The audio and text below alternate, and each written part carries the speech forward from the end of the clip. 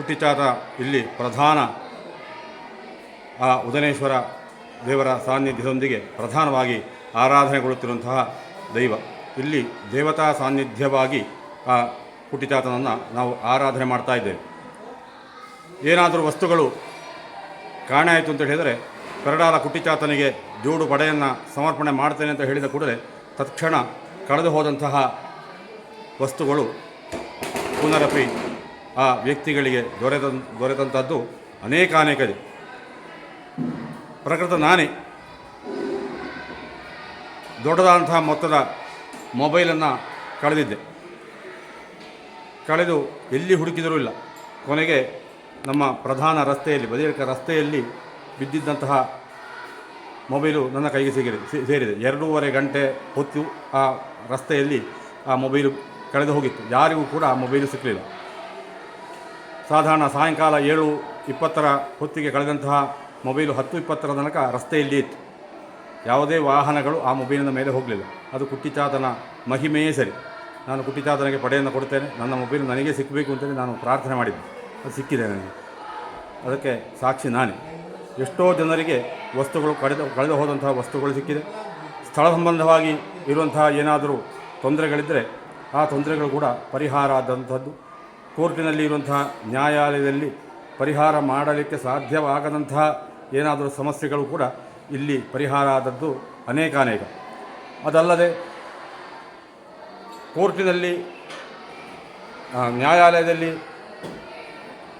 ಕೆಲಸ ಮಾಡ್ತಿರುವಂತಹ ವಕೀಲರಾಗಿರ್ಬೋದು, ಬ್ಯಾಂಕಿನಲ್ಲಿ ಕೆಲಸ ಮಾಡ್ತಿರುವಂತಹ ಉದ್ಯೋಗಿಗಳಾಗಿರ್ಬೋದು, ಅವರ ಕಡತಗಳು ಏನಾದರೂ ಕಾಣೆ ಆದರೆ ನಾವು ಕುಟ್ಟಿಚಾತನಿಗೆ ಸೇವೆಯನ್ನು ಮಾಡ್ತೇವೆ ಅಂತ ಹೇಳಿದ ಕೂಡ ಅವರಿಗೆ ಕಡತವನ್ನು ಸಿಕ್ಕಿದ್ದು ಅನೇಕ ಇದೆ. ಇಲ್ಲಿಗೆ ಬಂದು ಪುನಃ ಬಂದು ಅವರು ಸೇವೆಯನ್ನು ಮಾಡಿದ್ದು ಸುಮಾರು ಉದಾಹರಣೆಗಳಿವೆ. ಸಾಂಸಾರಿಕವಾಗಿ ಏನಾದರೂ ಸಮಸ್ಯೆಗಳು ಬಂದರೆ ಆ ಕುಟುಂಬ ಸಮಸ್ಯೆಯು ಕೂಡ ಇಲ್ಲಿ ಪರಿಹಾರ ಆದ್ದು ಅನೇಕ ಇದೆ. ಹಾಗೆ ಈ ವಿಚಾರ ಯಾಕೆ ಹೇಳ್ತೇನೆ ಅಂತ ಹೇಳಿದರೆ, ಈ ಕ್ಷೇತ್ರದ ಕಾರ್ಣಿಕವು ಜಗತ್ತಿಗೆ ಪಸರಿಸಬೇಕಾದ್ದು ಮುಖ್ಯ. ಹಾಗೆ ಈ ಜೀರ್ಣೋದ್ಧಾರ ಮಾಡ್ತಿರುವಂತಹ ಈ ಸಂದರ್ಭದಲ್ಲಿ ಕುಟ್ಟಿಚಾತನಿಗೆ ಮರದ ಗುಡಿ ಇದೆ. ಆ ಮರದ ಗುಡಿ ಹೊಸತು ಮಾಡಬೇಕು ಅಂತ ಹೇಳಿ ಇಲ್ಲಿಯ ಆಡಳಿತ ಮಂಡಳಿಯವರಿಗೆ ಮನಸ್ಸಾಯಿತು. ಹಾಗೆ ಶಿಲ್ಪಿಗಳಲ್ಲಿ ಮಾತನಾಡಿದಾಗ ಹೊಸದಾಗಿ ಮಂಟಪವನ್ನು ನಿರ್ಮಾಣ ಮಾಡಬಹುದು ಅಂಥೇಳಿ ಅವರು ಒಪ್ಪಿಗೆಯನ್ನು ಇತ್ತು. ಹಾಗೆ ನಾವು ಅದನ್ನು ಭಕ್ತರಿಗೆ ಹೇಳಿದಾಗ ಅದಕ್ಕೂ ಕೂಡ ನಮಗೆ ದಾನಿಗಳು ಸಿಕ್ಕಿದ್ದು. ಒಳ್ಳೆಯ ಹಲಸಿನ ಮರದಿಂದ ತಯಾರು ಮಾಡಿದಂತಹ ಕುಟ್ಟಿಚಾತನ ಗುಡಿ ತಯಾರಾಗಿದೆ. ಇನ್ನು ಇವತ್ತು ನಾಳೆಯಾಗಿ ಅಲ್ಲಿ ಆ ಗುಡಿಯನ್ನು ಇಡುತ್ತಾರೆ. ಅದರ ಮಾಡಿಗೆ ತಾಮ್ರದ ಹೊದಿಕೆ ಮಾಡಲಿಕ್ಕೆ ಬಾಕಿ ಇದೆ. ತಾಮ್ರದ ಹೊದಿಕೆಯನ್ನು ಅದಕ್ಕೆ ಮಾಡ್ತಾರೆ ಇವತ್ತು. ಹಾಗೆ ಭಗವದ್ಭಕ್ತರು, ಆಮಂತ್ರಣ ಸಿಕ್ಕದೇ ಇರುವಂತಹ ಭಕ್ತಾದಿಗಳಲ್ಲೂ ಎಲ್ಲ ಭಕ್ತರು ಕೂಡ ನಡೆಯುವಂತಹ ಈ ಬ್ರಹ್ಮ ಕಲಶೋತ್ಸವದಲ್ಲಿ ಅತ್ಯಂತ ಶ್ರದ್ಧಾಭಕ್ತಿಯಿಂದ ಪಾಲ್ಗೊಳ್ಳಬೇಕು. ನಮ್ಮೊಂದಿಗೆ ನೀವೆಲ್ಲರೂ ಸೇರಿಕೊಂಡು ಈ ಒಂದು ಬ್ರಹ್ಮ ಕಲಶೋತ್ಸವದ ಆ ಒಂದು ಕಾರ್ಯದಲ್ಲಿ ನಿಮ್ಮನ್ನು ನೀವು ತೊಡಗಿಸಿಕೊಳ್ಳಬೇಕು. ಸಹಸ್ರಾರು ಮಂದಿ ಬಂದು ಇಲ್ಲಿ ಅನ್ನ ಪ್ರಸಾದವನ್ನು ಸ್ವೀಕರಿಸಲಿಕ್ಕಿದ್ದಾರೆ. ಈ ಮಹಾ ಸಂತರ್ಪಣೆಯಲ್ಲಿ ಆ ಪ್ರಸಾದ ಸ್ವೀಕಾರದಲ್ಲಿ ನೀವು ಕೂಡ ಭಾಗಿಯಾಗಬೇಕು.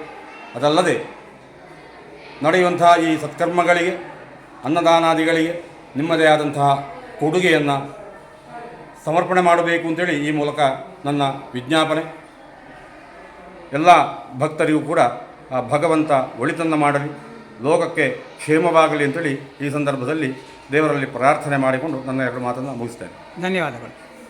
ಇದು ಕುಟ್ಟಿಚಾತನ ಸಾನ್ನಿಧ್ಯ, ಉದನೇಶ್ವರನ ಸಾನ್ನಿಧ್ಯ ಇಲ್ಲಿ ಬಾಲಾಲಯದಲ್ಲಿ ಪ್ರತಿಷ್ಠೆ ಮಾಡಿದ್ದಾರೆ. ನಾಡಿದ್ದು 22ನೇ ತಾರೀಕಿಗೆ ಇಲ್ಲಿಂದ ಲಿಂಗದಿಂದ ಜೀವೋದ್ವಾಸನೆಯನ್ನು ಮಾಡಿ ರಾತ್ರಿ ಕಾಲದಲ್ಲಿ ಶೈಯಲ್ಲಿ ಪೂಜೆಯನ್ನು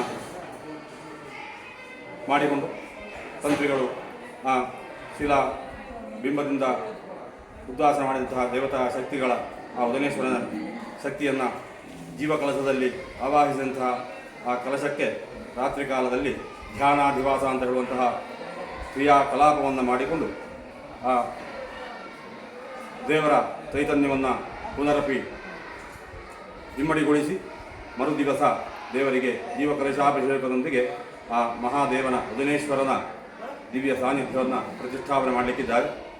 ಅದೇ ರೀತಿ ಹುಟ್ಟಿಜಾತನಿಗೆ ಈ ಹಿಂದೆ ತಿಳಿಸಿದ ಪ್ರಕಾರವಾಗಿ ನೂತನ ಮಂಟಪವನ್ನು ಅಲ್ಲಿ ಸ್ಥಾಪನೆ ಮಾಡಲಿಕ್ಕಿದ್ದೇವೆ.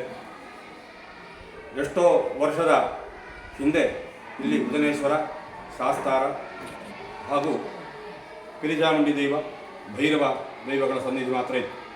ಈ ಕ್ಷೇತ್ರ ಅಭಿವೃದ್ಧಿಗೊಳ್ಳಬಾರದು, ಈ ಕ್ಷೇತ್ರವನ್ನು ನಾಶ ಮಾಡಬೇಕು ಎಂಬಂತಹ ಆ ಒಂದು ಮನಸ್ಸಿನಿಂದ ಈ ಕ್ಷೇತ್ರವನ್ನು ಹಾಳು ಮಾಡಬೇಕು ಎಂಬಂತಹ ಮನಸ್ಸಿನಿಂದ ಈ ಕ್ಷೇತ್ರಕ್ಕೆ ಮಂತ್ರಮೂರ್ತಿಯಾಗಿ ಆ ಕುಟ್ಟಿಚಾತವನ್ನು ಕಳುಹಿಸಿದಾಗ, ಈ ಕ್ಷೇತ್ರಕ್ಕೆ ವಿಘ್ನಗಳು ಬಂದಾಗ ಚಿಂತನೆ ಮಾಡಿದಾಗ ಕುಟ್ಟಿಚಾತನನ್ನು ಕಳುಹಿಸಿ ಈ ಕ್ಷೇತ್ರವನ್ನು ನಾಶ ಮಾಡಲಿಕ್ಕೋಸ್ಕರವಾಗಿ ಹೊರಟಿದ್ದಾರೆ ಅಂತ ಹೇಳಿ ಚಿಂತನೆಯಲ್ಲಿ ಕಂಡುಬಂದು ಈ ಕ್ಷೇತ್ರದ ತಂತ್ರಿಗಳು ಬಂದಂತಹ ಮಂತ್ರಮೂರ್ತಿಯಾಗಿ ಬಂದಂತಹ ಕುಟ್ಟಿಚಾತನನ್ನು ಪುನರಪಿ ಆವಾಹನೆ ಮಾಡಿ ಉಚ್ಚಾಟನೆ ಮಾಡಲಿಕ್ಕೆ ನೋಡುವಾಗ ಕುಟ್ಟಿಚಾತ ಹೇಳಿದ, ನಾನು ಈ ದೇವರ ಒಂದಿಗೆ ಇಲ್ಲಿ ನೆಲೆಯಾಗ್ತೇನೆ, ನನ್ನನ್ನು ಕಳುಹಿಸಬೇಡಿ ಅಂತೇಳಿ ಕೇಳಿಕೊಂಡ. ಆ ಕೇಳಿಕೊಂಡ ಕುಟ್ಟಿಚಾತನಲ್ಲಿ ಪುನರಪಿ, ನೀನು ಇಲ್ಲಿ ಇದ್ದರೆ ನಮಗೇನು ಪ್ರಯೋಜನ, ನೀನು ಕ್ಷೇತ್ರವನ್ನು ಹಾಳು ಮಾಡಲಿಕ್ಕೆ ಬಂದವ, ಆ ಹಾಳು ಮಾಡಲಿಕ್ಕೆ ಬಂದಂತಹ ಕುಟ್ಟಿಚಾತನನ್ನು ನಾವು ಯಾಕೆ ಪೂಜಿಸಬೇಕು ಅಂತೇಳಿ ಕೇಳಿಕೊಂಡಾಗ, ಕ್ಷೇತ್ರಕ್ಕೆ ಬರುವಂತಹ ಎಲ್ಲ ಭಕ್ತಾದಿಗಳಿಗೆ ಅನುಗ್ರಹ ರೂಪವಾಗಿ ನಾನು ಇಲ್ಲಿ ಇರ್ತೇನೆ, ಭಕ್ತರ ಇಷ್ಟಾರ್ಥವನ್ನು ಈಡೇರಿಸುವಂತಹ ಕಾರ್ಮಿಕ ಮೂರ್ತಿಯಾಗಿ ನಾನು ಇಲ್ಲಿ ನೆಲೆಯಾಗ್ತೇನೆ ಅಂತೇಳಿ ಹೇಳಿದೆ. ಆ ಪ್ರಕಾರವಾಗಿ ನಾವು ಏನನ್ನು ನಿನಗೆ ಕೊಡಲಿ ಅಂತ ಕೇಳಿದ್ದಕ್ಕೆ ದೇವರ ನೈವೇದ್ಯದಿಂದ ಒಂದು ಪಡೆಯನ್ನು ನನಗೆ ಸಮರ್ಪಣೆ ಮಾಡಿ ಸಾಕು, ಹೆಚ್ಚೇನು ನಾನು ಕೇಳುವುದಿಲ್ಲ. ಆ ಪಡೆಯನ್ನು ನಾನು ಭಕ್ತರಿಂದ ಸ್ವೀಕಾರ ಮಾಡ್ತೇನೆ, ಭಕ್ತರು ನನಗೆ ಕೊಡ್ತಾರೆ, ಭಕ್ತರು ಕೊಟ್ಟಂತಹ ಪಡೆ ನನಗೆ ಸಾಕು ಅಂತ ಹೇಳಿದ ಅಂತ ಹೇಳಿದ ಒಂದು ಕೇಳುವೆ ಹಿಂದಿನ ಹಿರಿಯರಿಂದ ಕೇಳಿಕೊಂಡ ಮಾತು. ಆ ಪ್ರಕಾರವಾಗಿ ಅದು ಸತ್ಯವಾಗ್ತಾ ಇದೆ. ದಿವಸಕ್ಕೆ ಸಾಧಾರಣ ನಿತ್ಯದಲ್ಲಿ 10-20 ಪಡೆ ಹೋಗುತ್ತಿದ್ದರೆ ಸೋಮವಾರ, ಆದಿತ್ಯವಾರ, ಶನಿವಾರಗಳಲ್ಲಿ ಲೆಕ್ಕದಿಂದ ಹೆಚ್ಚು ಆ ಪಡೆ ಸೇವೆ ಇಲ್ಲಿ ಸಮರ್ಪಣೆ ಆಗ್ತದೆ. ದೂರದ ಊರಿನಿಂದ ದೂರವಾಣಿ ಮೂಲಕ ಕುಟ್ಟಿಚಾತನಿಗೆ ಸೇವೆ ಆಗಬೇಕು ಅಂತ ಹೇಳಿ ದೂರವಾಣಿ ಮುಖಾಂತರ ಸಂಪರ್ಕಿಸಿ ಆ ಸೇವೆಯನ್ನು ಸಮರ್ಪಣೆ ಮಾಡಿಸಿಕೊಳ್ತಾ ಇದ್ದಾರೆ. ಎಲ್ಲ ಜಾತಿ ಧರ್ಮದವರು, ಯಾರು ಇಲ್ಲಿ ಜಾತಿ ಭೇದ ಅನ್ಯೇ ಆ ಭಕ್ತರು ಈ ಕ್ಷೇತ್ರಕ್ಕೆ ಬರ್ತಾರೆ, ಆ ಕುಟ್ಟಿಚಾತನ ಸೇವೆಯನ್ನು ಕೈಗೊಳ್ತಾರೆ. ಅವರಿಗೆ ಅವರ ಕಷ್ಟಗಳು ಪರಿಹಾರವಾಗಿ ಅವರ ಇಷ್ಟಾರ್ಥ ಸಿದ್ಧಿಯಾಗಿದೆ.